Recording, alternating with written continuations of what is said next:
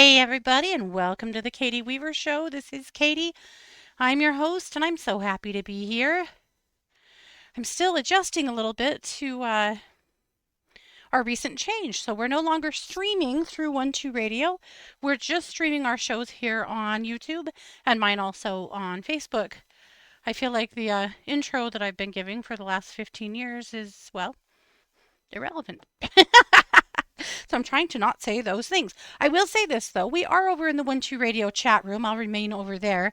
So if you want to chat there, you can by going to 12radio.com, clicking on the chat button, and you'll be redirected into the chat. However, obviously, this event is being live streamed, and that's mostly where it's at. And you can just find that by going to YouTube or Facebook and look for Katie Weaver Domestic Mystic.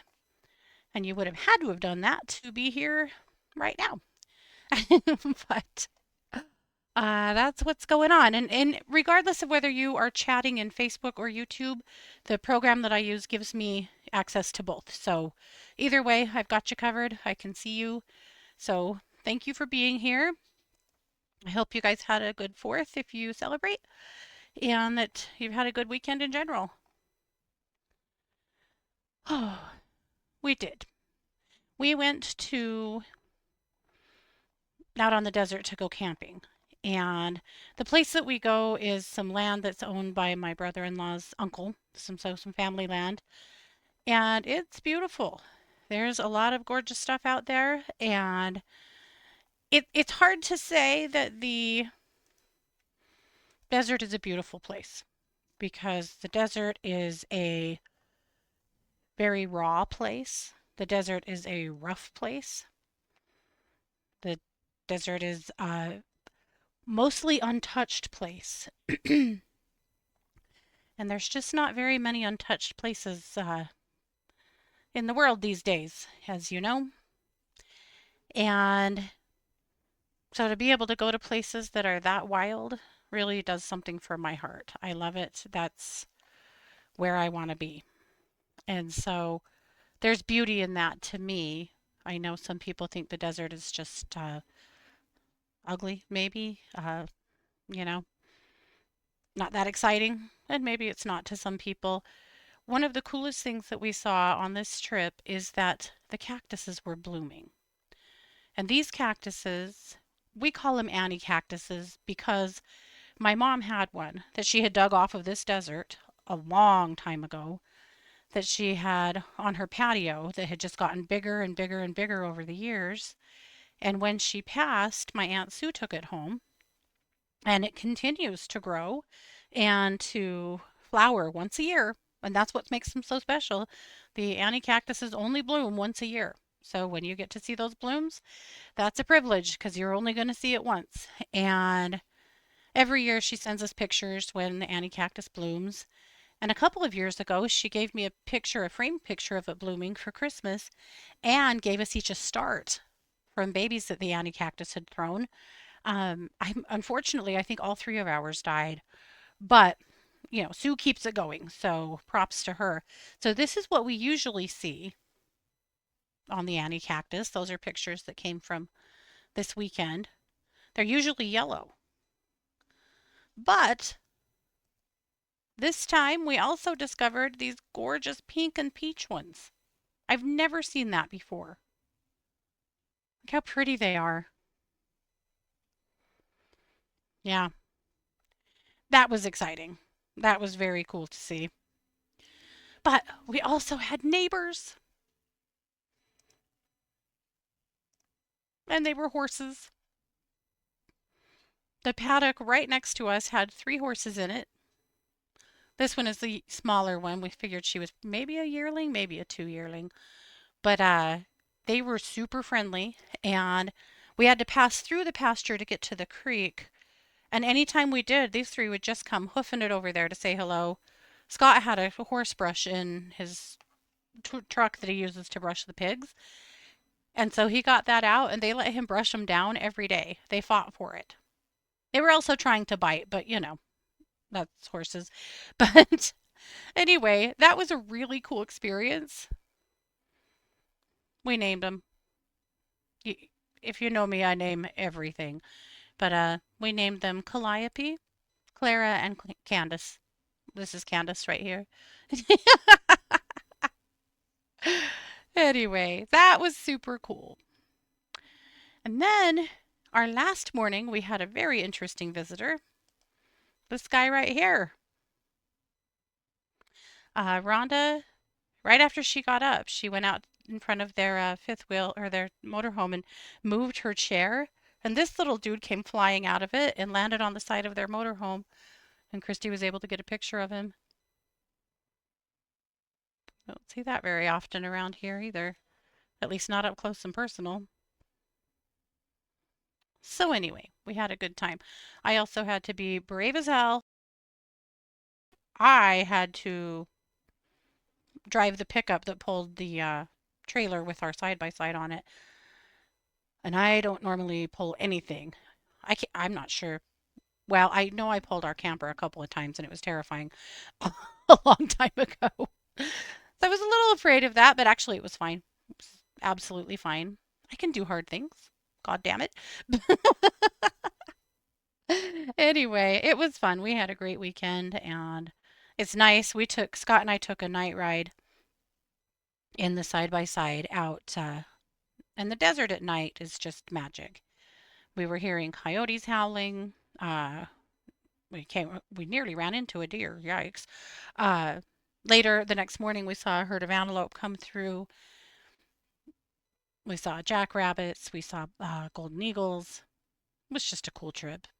So, oh, we also drove out to a hot springs that we used to go to. Our dad used to take us to when we were little girls, and that was really fun too. So, anyway, all in all, we had a great weekend and a good fourth hiding out, which is good because the dogs don't love the fireworks, and frankly, I don't either. But holy Lord, yesterday a huge fire sprung up out on the west side of town, about 6 miles from me, 8 miles. And I, at last look, it had claimed 1,300 acres and was 0% contained. Last night, they actually evacuated a bunch of people's homes and farms because it looked like it might go that direction, but then it kind of turned. So they still don't have it contained, but it at least isn't currently threatening anybody's property uh, or their livestock or anything. Well, maybe livestock. There could be cows out there on the desert, I guess. But anyway, so yeah, that's a little wild. Don't like seeing that, especially this early. And last night, we've had like a million emergency notifications on our phones, on social media, from the news, everywhere about this fire. And all around me, people are setting off fireworks. Like, how selfish can you possibly be to continue with this shit?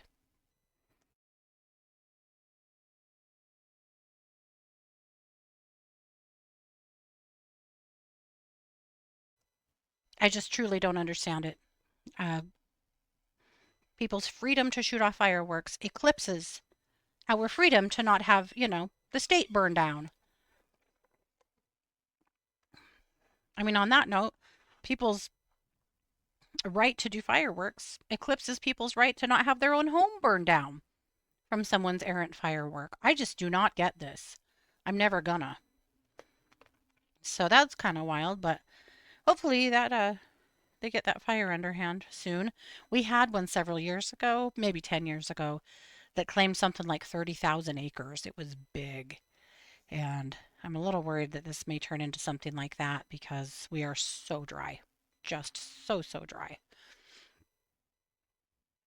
So anyway, yeah. Hopefully that doesn't happen and they're able to keep it controlled. We noticed last night that the tankers were coming to a fire hydrant on the corner, just around the corner from our house, that they were filling up. It's pretty scary. Crazy stuff.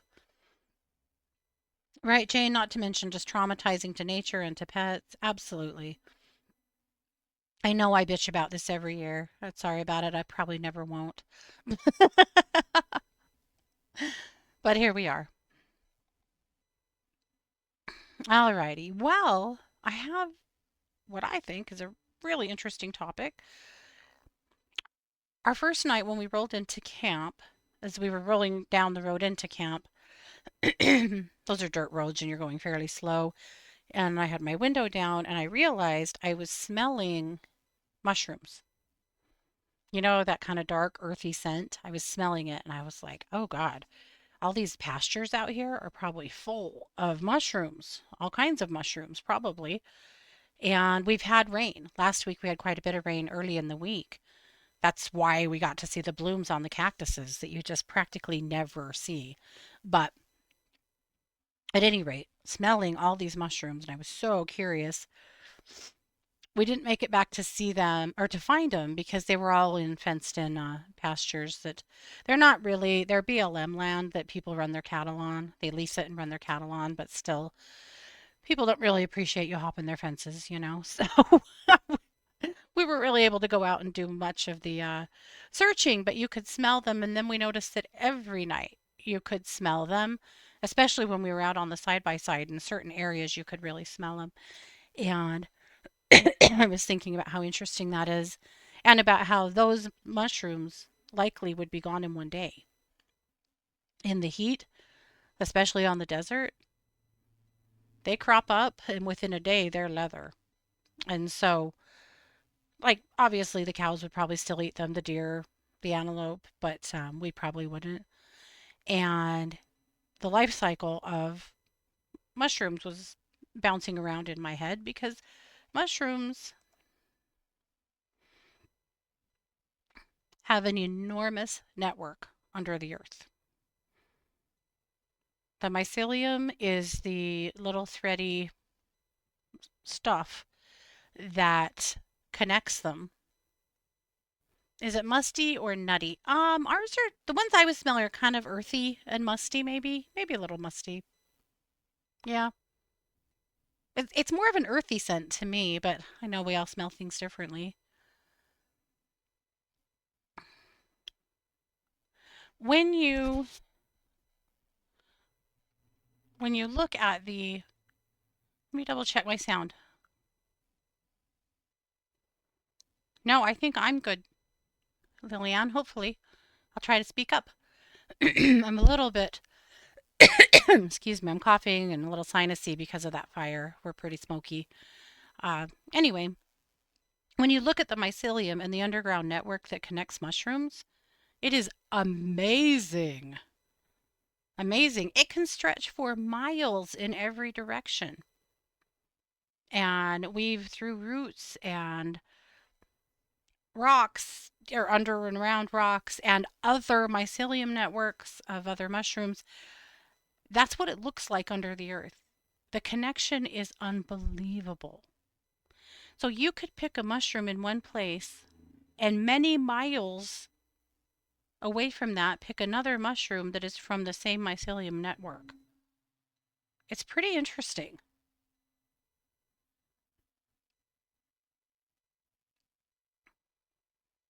It's much larger than we imagine. It is much larger than the connection root set series is sometimes that we see with trees. Nothing really does this better than mushrooms do. Pretty interesting. It also means that, in theory, when an animal dies and their body starts to break down into the earth, that feeds the mycelium, that feeds the network. So, in theory, a deer could die in one place, and a mushroom that was fed by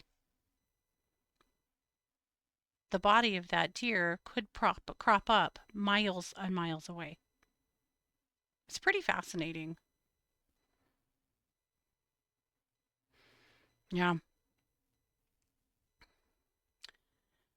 Lillian said she's sauteed mushrooms and onions mixed into rice. Nice. We cook mushrooms a lot around here. We like to mushroom in the spring, especially, and throughout the year. So the spring mushrooms are the morels, and then around this time we start to see the chanterelles, and we get portobellas in our backyard and just in general places. We get oyster mushrooms that run up trees.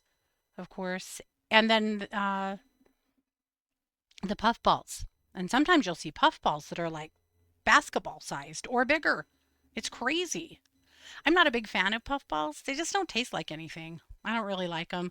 Maybe we need to try making them a different way, but I haven't been that impressed with them. But I like the rest of them. But yeah, we have quite a few different. We also do have some scary mushrooms here. We have the mushroom that literally looks like a brain, and it is poisonous as hell. You have to be careful. I've been lucky because I have a good friend who is she was a mushroom, like a state registered mushroomer at one time. She and her fiance would go up into the mountains and pick mushrooms all week and then sell them at the farmer's market. And you can only do that with a specific permit that proves that you know what the hell you're talking about, you know, so that you don't do the poisonings. And, at any rate, so she is really good. I can always text her with a mushroom and ask her if it, would kill me or not. Also, the internet and books. Scott has several field guides. So, but yeah, mushrooming is a hobby of ours. It has been for a lot of years. And now that our side by side is up and running, we're going to really be able to get up into the mountains better, up into the spots we want to go to for more mushrooming adventures. So exciting stuff. But I promise we'll be careful. And if we don't know, we'll ask Tina. Jane said, all of a sudden, not feeling so bad about selling my 91 Civic that grew mushrooms after the rain. It was just a part of the circle of life, Jane. JR said, it's been a while. It has been a while, JR. It's good to see you. I'm glad you're here. Ah, speaking of the circle of life, oh my God. Scott started gathering skulls while we were out there. Again, desert, desolate, and not a lot of predators. There's coyotes out there, but yeah, and predatory birds, but or that's kind of it. There's not a lot of any other predation. So he was finding like whole carcasses, like bone sets, and he brought home well, four skulls. He could have brought five, but the one was kind of nasty. But we found a full deer carcass, three cows, two full carcasses, and one that was just the skull, and an elk, a cow elk. So he brought four of them home. If you're wondering why, it's because our nephew Stone is getting married in the fall, and they are doing kind of not really a Halloween theme, but more of like a gothic theme. And she had showed us some ideas for the wedding and for the decor that all included skulls. And we're going to make ceramic ones. We have some great molds for that. But he also gathered some actual skulls. I suspect we'll be spending more time out on the desert gathering skulls before this is done. But yeah, a lot of that. The deer was an upsetting death. I won't tell you about it. You don't have to have that in your mind. But I just kept having to remind myself, like, this is the circle of life out here. That's why there's so many mushrooms and all the cow shit. There's there's that too. But let's get into it.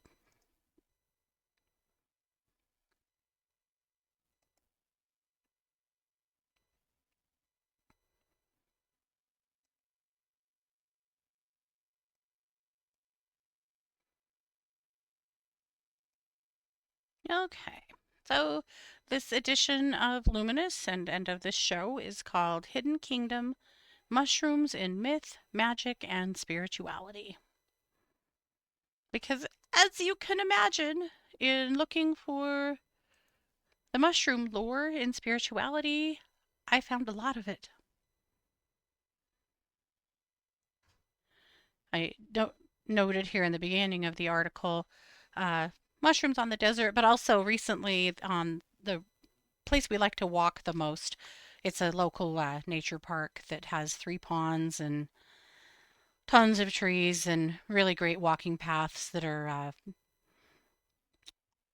paved, which because I walk with my chair, that makes all the difference for me.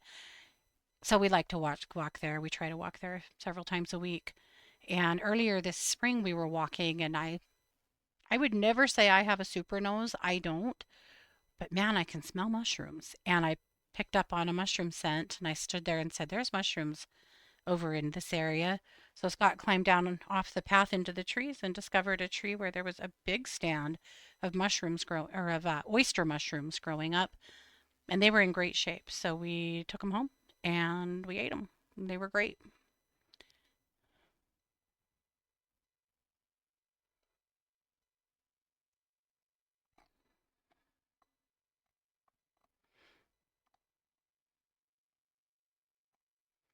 All right, so let's talk about it.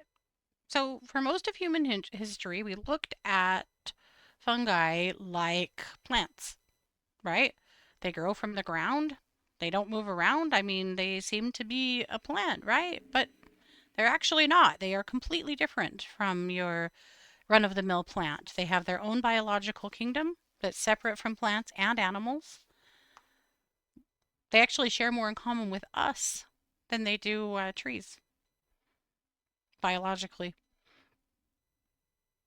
Again, like we just talked about, mushrooms are the fruit of the mushroom, which is the reproductive organ. That's right. That's what you eat. Mushrooms, reproductive organs. I didn't want to make a nasty joke, but here it is. Yes, I did. Anyway, there are some mushrooms that really look like penises too, so that's kind of funny. But anyway, that is the reproductive organ, that the fruit of the tree.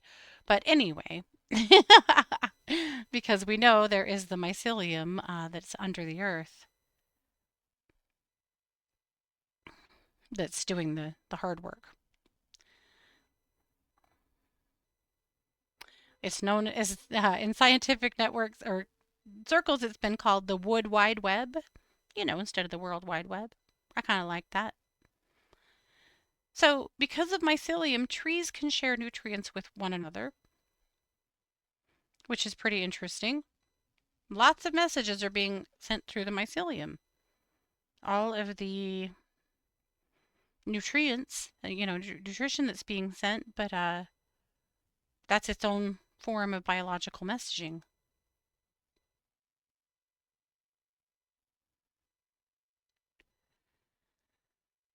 I was thinking about that in the scope of us, that however alone you think you are, or however alone you think you have been, we are all standing on our own social mycelium. Now, you may be the only one poking through the earth right now in your world. However, there is an entire network of people that have been a part of your journey. They may still be, they may not still be, but we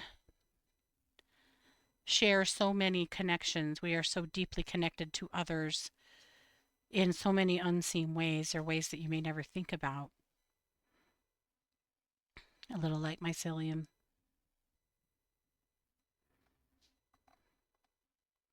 So let's talk about some ancient cultures. So mushrooms in ancient Europe. You probably are very familiar, I hope you are, with fairy rings. Fairy ring mushrooms literally grow in a circle.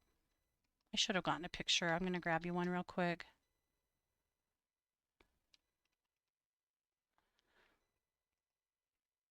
We get them all the time, but I don't know if you guys do. But fairy rings literally grow in a circle, and it just has to do with the mycelium. Uh, but it's pretty cool to see. And in ancient Europe, it was believed that fairy rings were a doorway to the fairy realm, to the fae. And there were lots of warnings about not stepping into a fairy ring, and warnings to visitors about staying out of the fairy ring, and children. Like, you don't go in the fairy ring because that's how the fairies get you. That's how you end up having a one wild night with the fairies that turned out was 100 years on the human side and stuff like that. That's what a fairy ring looks like. That's a picture from Wyoming. But yeah, fairy rings are pretty interesting. But that was a big piece of lore back in the days of the Fae.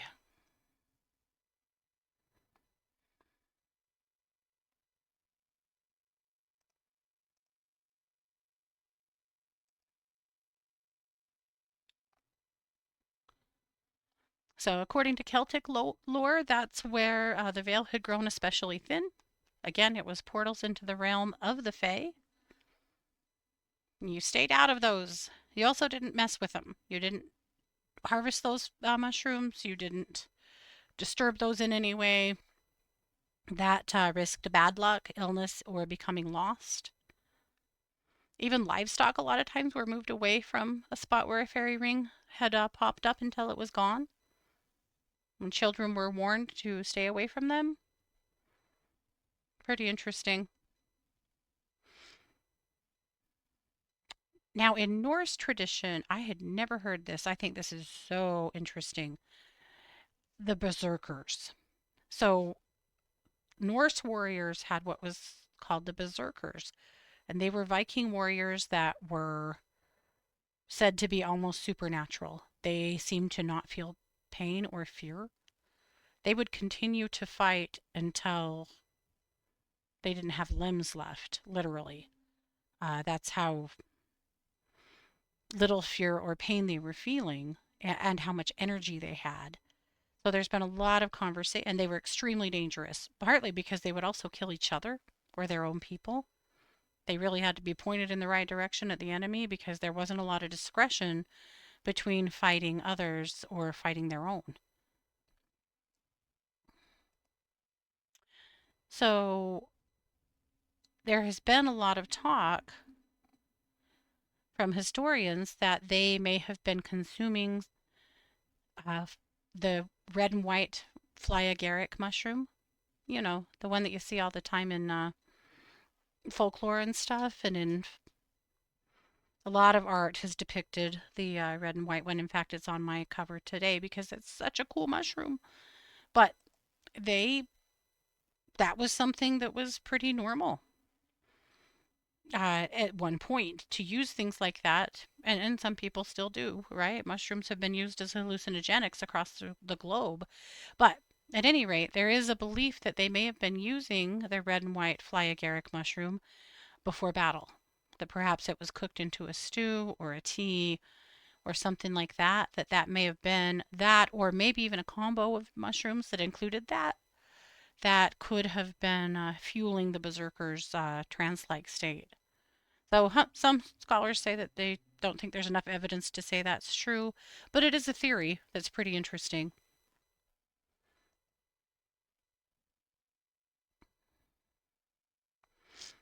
How about the shamans of Siberia? The indigenous people in Siberia also had the Amanita muscaria, which is the fly agaric. And there's a lot of stories from their healers, storytellers, spiritual guides, and intermediaries about using the fly agaric mushroom to communicate with the other side or between worlds. It was used in ceremony.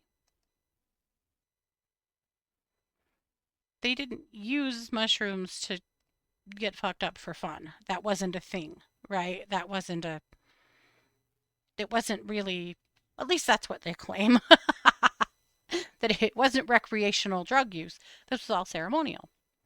It was supposed to, there was a lot of preparation for using it and reverence around it and a clear spiritual purpose. So it wasn't just like you'd wake up one day and decide you were doing it. There were big reasons behind it.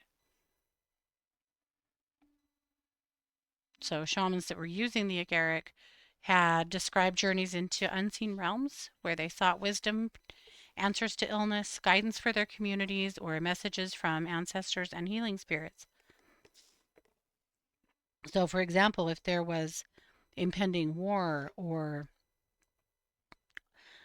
they were having trouble with finding food or there was some other kind of dispute in the community, a shaman might prepare for and do a mushroom ceremony in order to get the answers that they needed.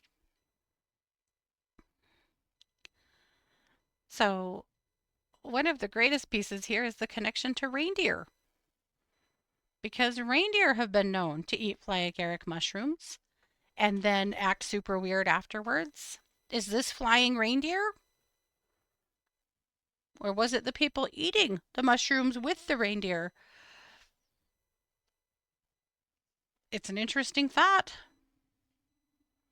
Maybe if you eat the fly agaric, the reindeers fly? There is some talk that perhaps this has influenced the elements of the modern Santa Claus legend. We don't know, but it's pretty interesting stuff. How about Mexico? The Aztec referred to certain mushrooms as the flesh of the gods.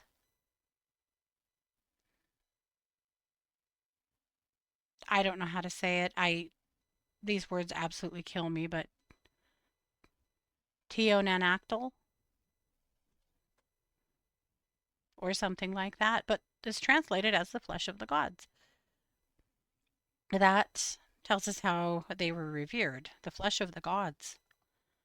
They also were used for carefully guided ceremonies by spiritual leaders and healers, prayer, chanting, music, and community that had to do with the experience. This wasn't for entertainment, it was for healing, insight, reconciliation, and communion with the sacred. People that were doing it were seeking guidance for illness, difficult decisions, grief, and spiritual growth.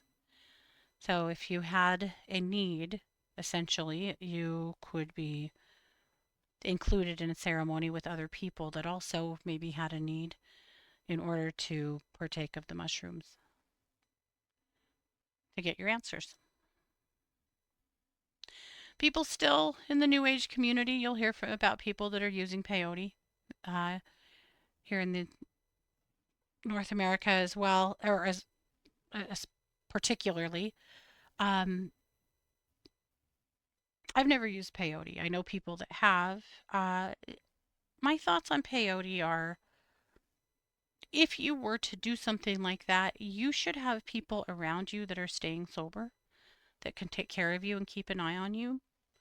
You should do it with some very clear goals in mind, and you should only do it rarely, maybe just once.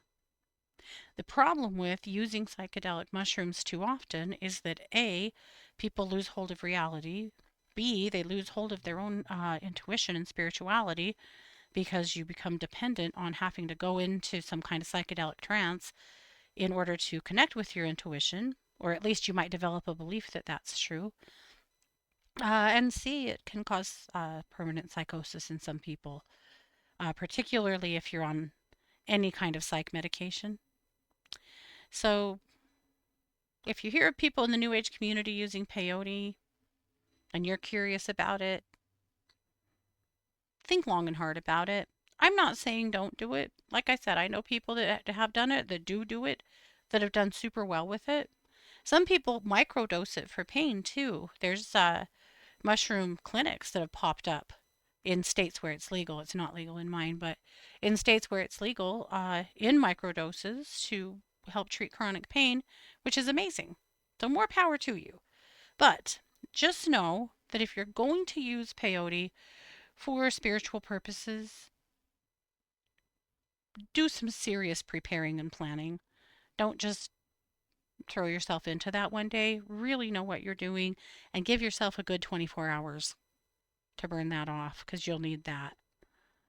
But treat it with the utmost in reverence and respect and do it correctly. And if you take a psych med of any kind, that means anything for depression, anything for anxiety, anything like Wellbutrin to help you stop smoking, any other kind of psych med, a mood stabilizer, anything. Peyote is not for you. Just don't do it. People literally have ended up in psych hospitals from stuff like this, from misusing them. So be super careful and smart.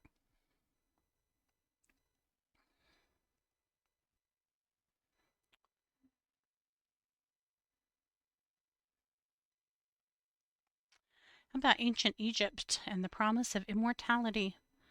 Egypt is interesting because we know that they used mushrooms. We don't know a lot about what they did with them or why. We know that they were reserved for, or well, there's theories that suggest that they were reserved for royalty because they were believed to possess heavenly qualities. There is quite a bit of mushroom iconography in Egypt, but it is a topic that hasn't received a whole lot of deeper dives or deeper investigating, and just not a lot known. We know that they used them though because they're in their iconography.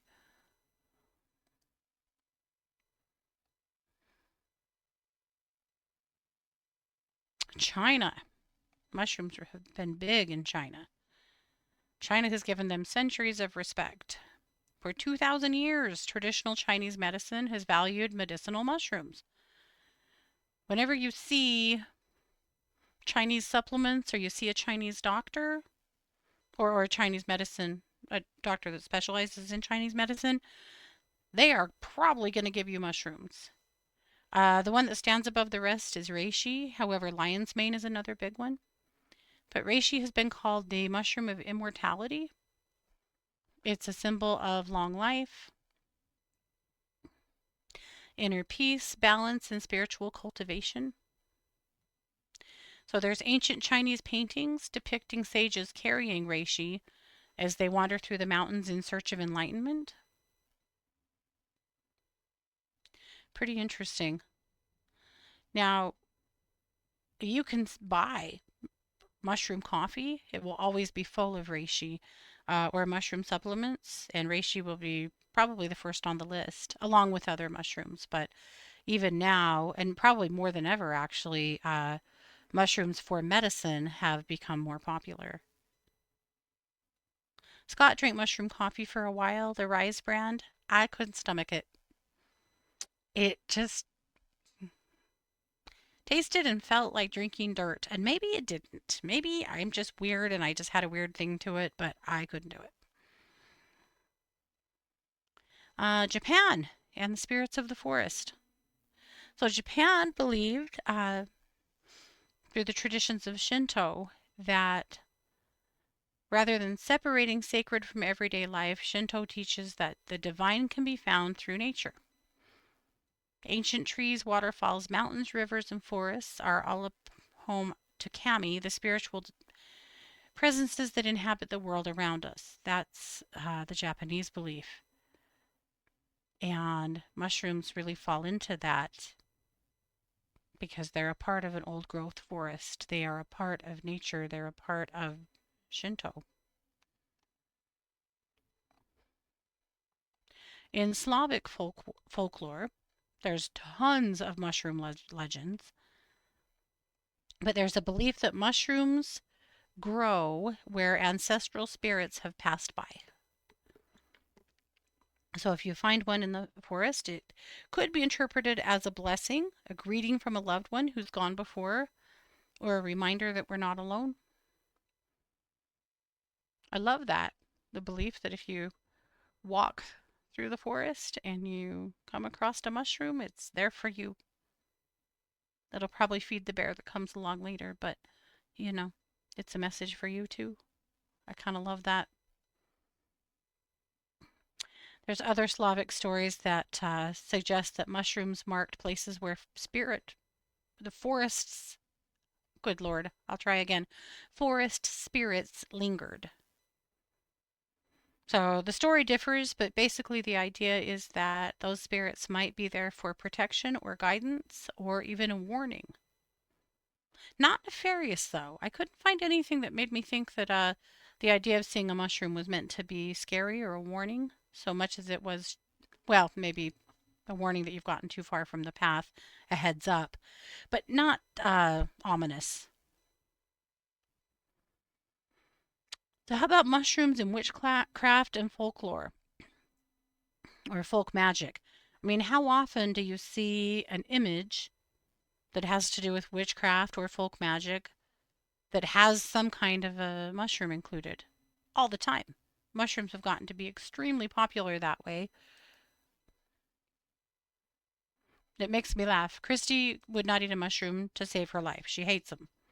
But she takes mushroom supplements and she absolutely loves mushroom decor. Makes me laugh. Okay, Jane says it does taste like dirt. Confirmed. Okay.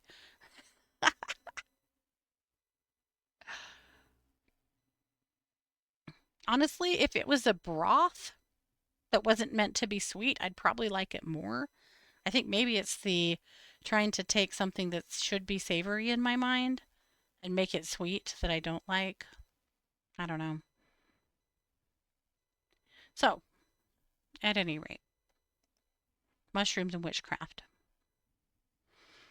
You see them everywhere on altar cloths, oracle decks, artwork, candles, jewelry, tons of jewelry, clothing,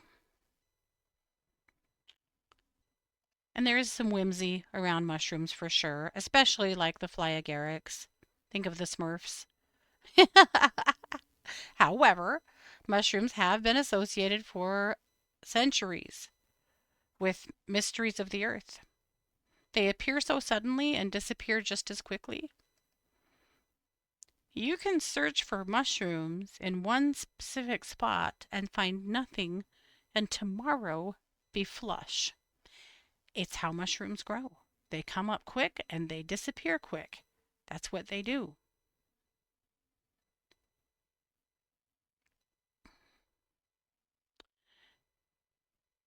So, in folklore, they were also thought to mark places where the veil between worlds was especially thin.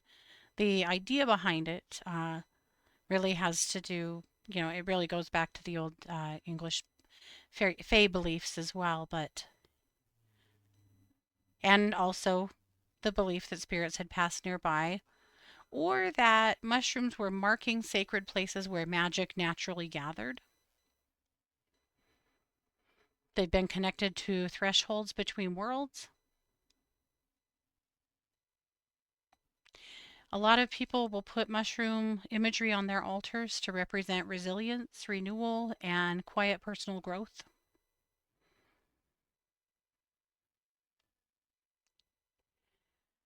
I think that's pretty interesting.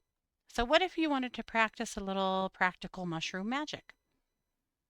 Mushrooms are just kind of magical all in themselves. You don't have to go forage them though, unless you want to. But obviously, if you do, you have to be so super safe and careful. And if you don't know what you're doing or have somebody with you that knows what they're doing, you should be very, very careful with foraging mushrooms.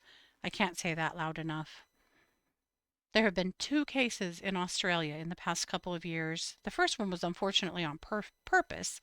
This lady was a pro mushroomer and gathered a bunch of death cap mushrooms and cooked it into a beef Wellington and served it to her soon to be ex husband and his family and killed several of them. Yeah, they are that dangerous.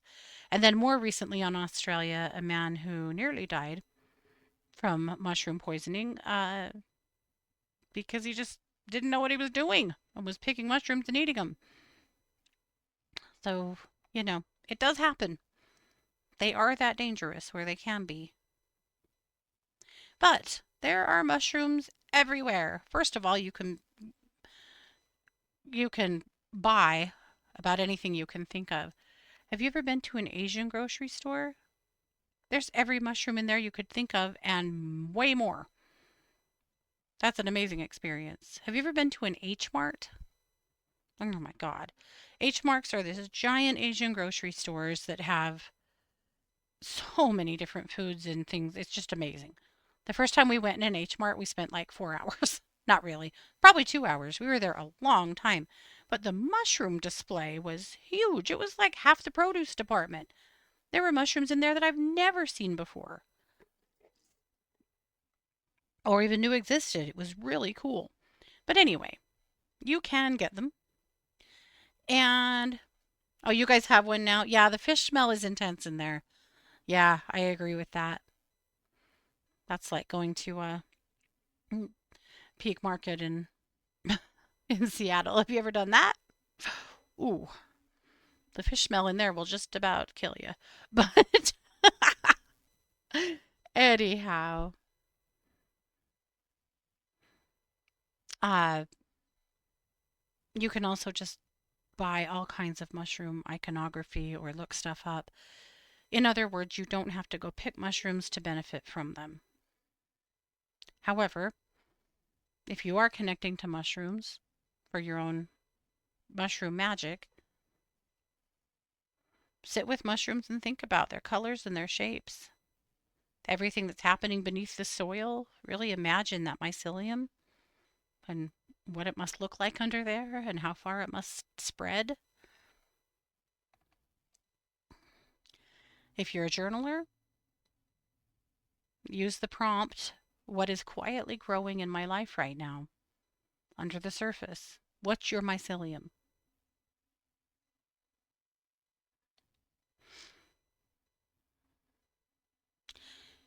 There's a beautiful meditation in imagining your own mycelial network and all the people that have supported you throughout different seasons of your life. Family members, friends, teachers, neighbors, mentors, parents of friends, even strangers, coworkers, people who maybe just crossed your path for a moment. We're connected by a lot more threads than we realize. If you're feeling creative, you could gather leaves and pine cones, feathers, acorns, stones, photographs of mushrooms, anything that you want to create a seasonal nature display.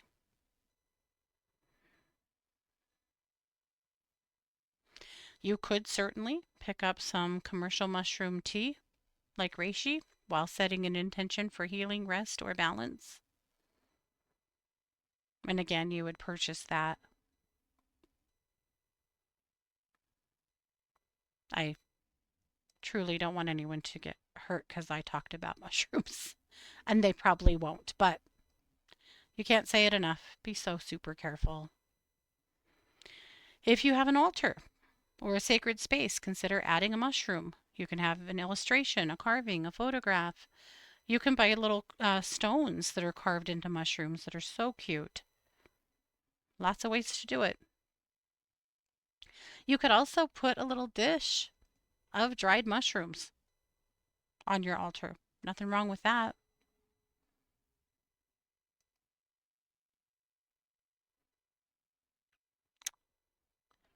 A gratitude ritual inspired by mycelium. Just sit quietly for a few minutes and think about all of your hidden support systems. Think about all of those who encouraged you, were a part of your path along the way, the opportunities that came at the right time, the moments that carried you through something difficult, the kindness that was shown you that helped you to, get to the next step or give you the confidence you needed to move on. Just sitting with that network and just sending your gratitude to it is a powerful exercise in itself. So I hope that the next time you see a mushroom, it will give you an opportunity to just think for a minute about the incredible network that that mushroom came from and the incredible network that you came from and some of the other magic around mushrooms.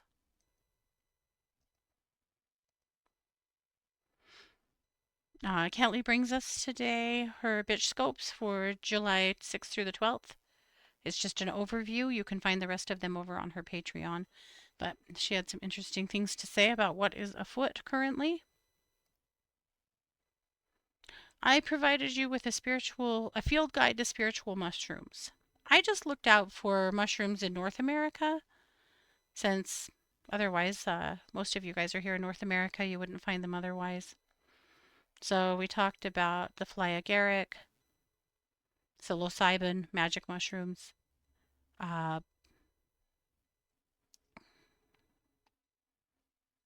I can't read that. I have to. Hold on. Somebody should have worn their glasses, apparently.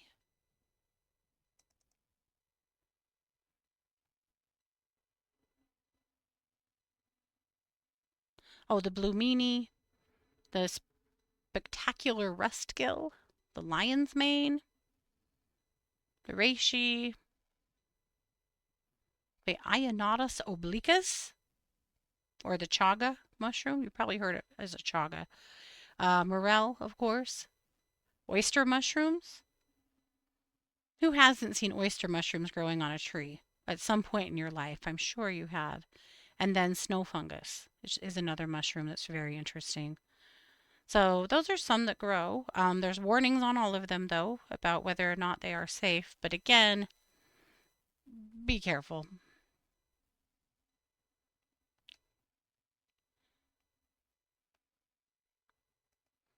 And like I said, with psychoactive mushrooms, don't get too dependent on those to tap into your intuition. It's not great for you.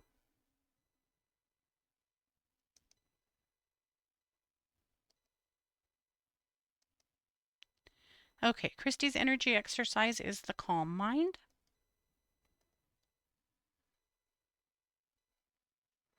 Lots of crime over at True Crime Squad per normal. That never changes. And then lots of meditations over at Planet Meditation. And that's what I've got for Luminous this week. So hopefully you found some gems in there, something you can relate to. But I love the conversation about mushrooms. I think it is so fascinating. You also have to think about the fact that if we know they're poisonous, we know that somehow, right? Either from observing animals eating them and perishing, but animals are a lot better than we are at not eating things that will kill them. But it's also possible that people have perished from eating these things. That's most likely, and we learned from watching what happened to other people. Uh, yeah. Oh, Jane, you saw some oysters? That's awesome. There's a lot of different oyster mushrooms. There's blue, there's pink, there's the white ones. I think there's a yellow. Oyster mushrooms are pretty fascinating. You can buy mushroom kits that are basically just a block of usually sawdust that have mushroom spores in them that are active. That usually all you have to do, I mean, there's instructions on the package, obviously, but usually it's just something like spritzing them down with a spray bottle every so often and watching for them to start fruiting and then taking the bag off. And you can grow a lot of different mushrooms that way. We've done that. Scott's done that many times for fun. He's grown a lot of mushrooms actually over the years. It's pretty interesting. Lillian said there was moths last week and mushrooms this week. What's next week? Miracles? It's got to be another M. You know what it's going to be, and it's not an M. It's sacred alcohol. I almost did it today, but I was so into mushrooms right now, I decided to do that. But next week, we're going to talk about all of the sacred ways or spiritual ways that alcohol has been used over the centuries. There's some really interesting lore there as well. So, people didn't always just drink to have fun or to think they were a good dancer. Well, we've done it. We have talked down to the end of the show. So, I want to remind you that I am a professional psychic advisor over at 12listen.com. You can find me over there every day. All you got to do is go to 12listen.com, number one, number two, listen.com, and look for me, Katie Weaver, and I'll do what I can to help you. I do a lot of energy work over there, animal communication, psychic readings, mediumship. I'm here to help you in any way that I can. So give me a call if you're struggling. One thing I find with some of you guys is by the time you call me, you're in so much energetic distress or, something's so hard in your life. And I'm happy to help you anytime, in any stage. But you don't have to wait until things are horrible to give me a call. If you feel like stuff's going in a direction you don't like, call me. Let's talk about it. Let's see what we can do and what you need to know. But don't suffer in silence, you guys. I am here. I'm more than happy to help you. Alrighties. Well, until next week with a very fascinating topic, this has been the Katie Weaver Show here on 12 Radio, where we're changing the way you listen to the world. Thanks for being here.